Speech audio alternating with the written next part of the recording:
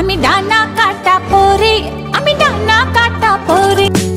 ঢাকাই সিনেমার আলোচিত নায়িকা পরিমণি সামাজিক যোগাযোগের মাধ্যমে নতুন একটি ভিডিও আপলোড করেছেন। এরপরই বেশ কয়েকটি ছবি প্রকাশ করে জানিয়েছেন ছুটি কাটাতে বিদেশে পাড়ি দিয়েছেন এই অভিনেত্রী।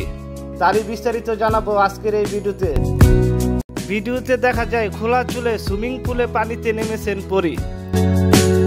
কিছুদিন আগে অসুস্থ হয়ে হাসপাতালে ভর্তি ছিলেন পরি ও তার 2 সন্তান। এখন অনেকটাই সুস্থ, তাই মন খুলে একটু ঘুরতে চাই। পরিবার নিয়ে সুন্দর মুহূর্ত কাটাতে বিদেশে উড়াল দিয়েছেন ঢালিউডের চিত্রনায়িকা পরিমণি।